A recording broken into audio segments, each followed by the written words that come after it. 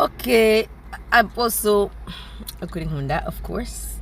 Minister Ukurinkunda. Yes. So, uyu munsi nshaka kuvuga ku kintu cyerekeye nimba ari umuntu ku isi utagomba gutaho igihe cyangwa se budahana agaciro ibyo yavuga. Ni umuntu uvuga ngo ndamuzi. What? What do you mean uramuzi? Abantu b'iwacu dukunda kuvuga ngo ndamuzi, bagasakuza. Umuntu ntiwamubyaye, first of all ntiwamuremye, icya kabiri ntiwamubyaye, icya gatatu ntimuvukana, ntunamubyara we, yewe nturi na ninde muntu bavuga wenda wakuriye ariko wo mu muryango, no.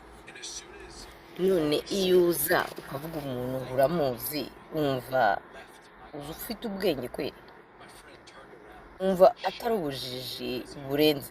None se ahubwo uwumva uwo muntu we ni muzima? You don't know, ntawuzi. Uzi uwo bakubwiye, uzi uwo wowe wiyumvamo bitewe n'ubwenge aho bwawe bugarukiye, uzi n'uwamukubwiye bitewe n'uko amubona. Muri iyi si rero nta muntu ukundwa n'abantu bose. N'Imana dayeri yaremye abantu nabo ntibayikunda yose. None wowe ukumva yuko nk'umuntu ugomba kumva ko abantu bagomba gukunda, cyangwa kumva ko kuko wanga umuntu abantu bose bamwanga? No, ndizi ko biri. Abantu bose nubwo Satani ari umugome ariko baramukunda bakamukurikira, si byose bakamukorera, nabo bazabana nabo. Rero iki kintu cyo kuvuga ngo ndamuzi ukaba washyushye ukajya mu nkuru washyushye ndamuzi ukavuga bitanari byo, umuzi he? Iyo umuntu aje akambwira ngo ndamuzi, njye ndamubaza umuzi he? Okay, wambwira ati naramwumvise, ibyo ni ibihuha. Rero ntumuzi. Umuntu uzi ni umuntu wabanye nawe, uretse ko n'umuntu mwabanye udashobora no kumenya samples. Impamvu nyine hari igihe ubana n'umuntu ukabona what, ibi ntabwo ari we nakekaga, kuko image yakweretse mukimenyana siyo yakweretse ugeze mu rugo. Amen. Rero nshatse kuvuga ngo iyo jambo ngo ndamuzi muririke, nawe muzi umuntu utabanye nawe, utabyaranye nawe, utajyanye mu bibazo ngo mubabamo, bese uba uhari, ntawuzi. Uvuga uti nzi ibyo bamuvugaho, nzi amatiku, nzi ubujajwa kuko nanjye ndi njajwa, ariko ntawuzi. Kandi rero abantu bakangisha iryo zina ngo ndamuzi ndakuzi, please ntirifata umuntu witwa Ukurinkunda. Tuba muri sosiyete bakoresha cyane iryo zina, ugasanga bamwe barigengesera ngo batavuga ngo barabazi. So what? Niyo baba bavuga ngo barakuzi, and birahindura iki in your life? Birahindura iki mu buzima bwanjye? Birahindura iki Imana ikuvugaho? Ijambo ry'Imana ratubwira ngo ntimugatinye abantu, no. Tinya ahubwo ufite ubugingo mu ntoki zawe. Tinya Imana, tinya icyo Imana ikuvugaho, tinya icyo Imana igutekerezaho. Wisuzume. Abantu bashaka kuvuga ibintu bitewe n'ibyo babona na image abandi babereka. Na Satani burya yaje asa neza ariko indani ari mubi. Niko bigenda n'abamukorera bose, n'abakorera Imana. Haraba Yesu ntacyo yakoze ariko yaje mube baramwanga. Bintu bavuze ko afite abadayimoni se. Nawe rero umura, understand? We uharanire kuvuga uti Imana irambonite, Imana imbonite, Imana inivuga iti ntekerezaho. Naho ibyo abantu bavuga nta sense bifite. Nibashake bagire n'ikaye yawe, bagire n'amavideo yawe, it doesn't matter. Ntacyo bivuze ko nicyo baguhindura ku buzima. Ukukunda aragukunda, ukwanga arakwanga, ukumenya gushaka kumenya azakumenya, kandi nabwo azakumenya bitewe n'isura umweretse. Niko ubuzima bukora. Ushaka kumenya ndi umuntu uhora useka kuko utigeze undakaza, undi akamenya yarandakaje, undi akamenya yarampemukiye.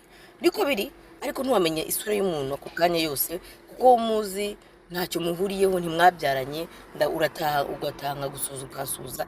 Ntiwambwira ngo uwo twabyaranye niko uko yamenya niko wamenya, kandi uwo twatandukanye uko yamvuga n'uwo dukunda niko yamvuga ntago ari kimwe. Umva rero ibintu by'abantu biratandukanye. Muve mu bantu ngo ndamuzi, ntawuzi nawe ubwawe ntago wizi. Ese urizi?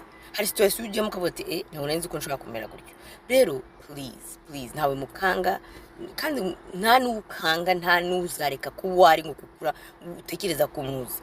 Abantu rero bakomereka kuri ibyo bintu kuko umuntu yavuze ngo arakuzi ugashaka kwihisha cyangwa nukora ikintu ngo barakuvuga. Please bibohoka, kora icyo Imana ivuga, kora icyo ushaka Imana yemera.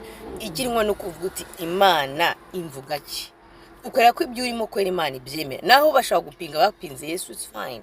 Ntabwo Yesu azakugerageza ku byo abantu bakuvuga, azakugereza ku cyo uri, wowe iyo izi kuri wowe n'uwo uri by'ukuri. No muri situation zose waciyemo wirebe wisuzume uvuga uti se kweri mbifitemo uruhare. Nawe tuba muri societe bakoresha cyane iryo zina, ugasanga bamwe barigengesera ngo batavuga ngo barabazi. So what? Niyo baba bavuga ngo barakuzi, and birahindura iki in your life? Birahindura iki mu buzima bwanjye? Birahindura iki Imana ikuvugaho? Ijambo ry'Imana ratubwira ngo ntimugatinye abantu.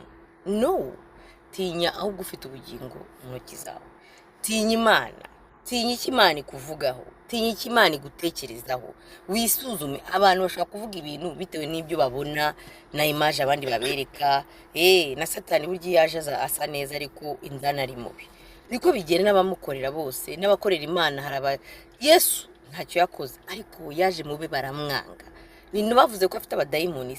Nawe rero umura, understand, we uharanire kuvuga uti Imana irambonite, Imana imbonite, Imana inivuga iti ntekerezaho.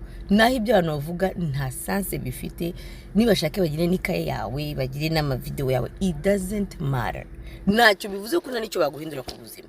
Ukukunda aragukunda, ukwanga arakwanga, ukumenya gushaka kumenya azakumenya, kandi nabwo azakumenya bitewe n'isura umweretse. Niko ubuzima bukora.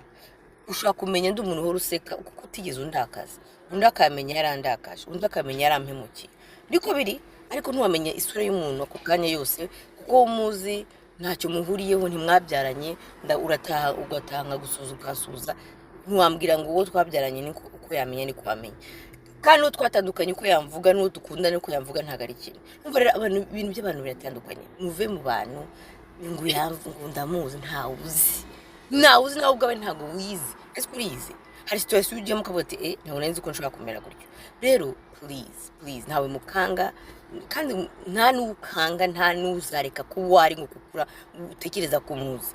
Abantu rero bakomereka kuri ibyo bintu kuko umuntu yavuze ngo arakuzi ugashaka kwihisha cyangwa nukora ikintu ngo barakuvuga. Please bibohoka, kora icyo Imana ivuga, kora icyo ushaka Imana yemera.